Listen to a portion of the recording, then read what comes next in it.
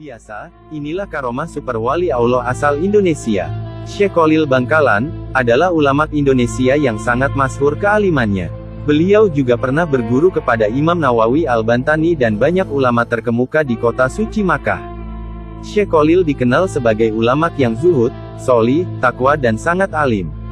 Oleh karena itu, Allah Subhanahu wa Ta'ala banyak memberikan karomah dan keistimewaan yang luar biasa. Syekh Kholil juga pernah didatangi oleh Nabi Khidir alaihi salam, dan beliau sangat dihormati ulama Masjidil Haram di kota suci Makkah. Berikut karomah sakti Syekh Kholil Bangkalan Madura. Karomah yang pertama, yaitu mengambil kepiting dan rajungan di laut saat Batsul Masail di Makkah.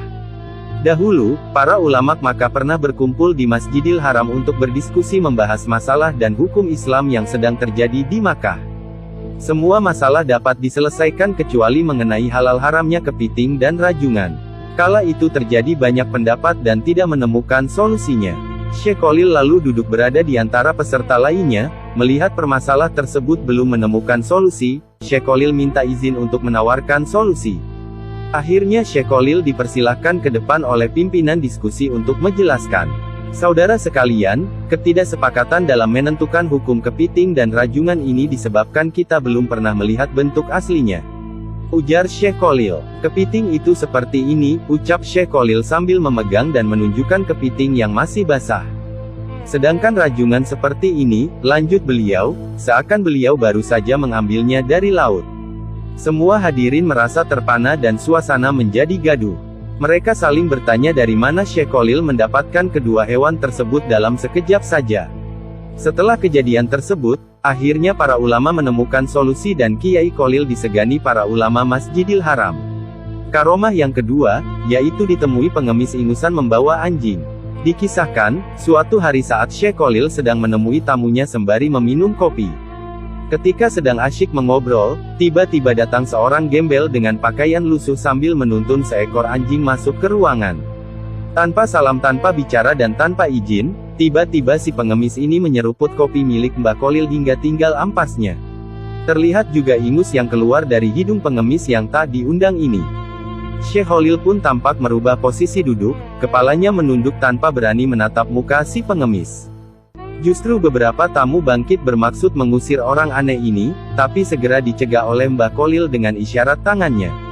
Selepas gelandangan itu pergi, Mbah Kholil membuka suara, "Siapa yang mau meminum kopi bekas tamuku tadi?"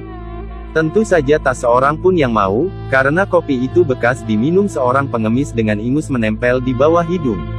Sungguh menjijikkan. Baiklah, kalau begitu biar saya yang menghabiskan, kata Mbah Kholil sambil meminum sisa kopi di cangkir. Semua tamu semakin terheran-heran, belum habis rasa penasaran para tamu, kemudian Mbah Kholil menyambung kata lagi. "Tahukah sampeyan semua siapa tamu tadi? Dia itu Nabi Khidir, beliau habis mengunjungi sahabatnya seorang wali di Yaman dan Sudan, kemudian melanjutkan perjalanan ke sini untuk menemui sahabat-sahabatnya para waliullah di tanah Jawa." Sontak saja, kemudian para tamu berebut sisa kopi yang tinggal cangkirnya itu, bahkan ada yang berebut untuk mencuci cangkirnya sekedar untuk ngalap berkah dari kesalehan Nabi Khidir alaihi salam. Mbah Kholil terkekeh dengan tingkah para tamunya ini. "Yah, kebanyakan kita hanya melihat kulit tanpa bisa melihat hati, karena mata kita sudah tertutup oleh gemerlap dunia." Karomah yang ketiga, yaitu bisa mengubah arah kiblat masjid. Dikisahkan, dahulu Kiai Kholil pernah memantau masjid yang dibangun oleh menantu beliau Kiai Muntaha.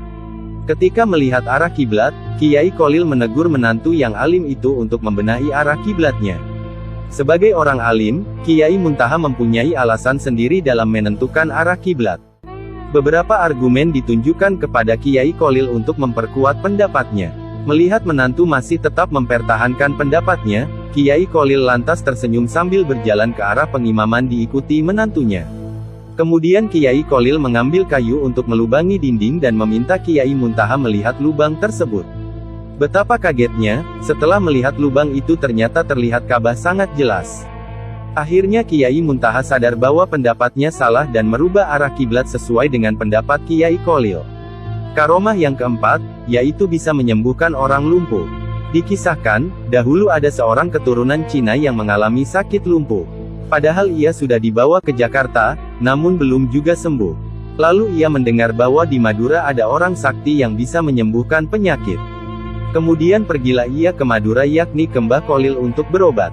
Ia dibawa dengan menggunakan tandu oleh 4 orang. Di tengah perjalanan ia bertemu dengan orang Madura yang dibopong karena sakit kakinya kerobohan pohon.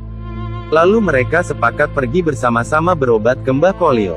Orang Madura berjalan di depan sebagai penunjuk jalan.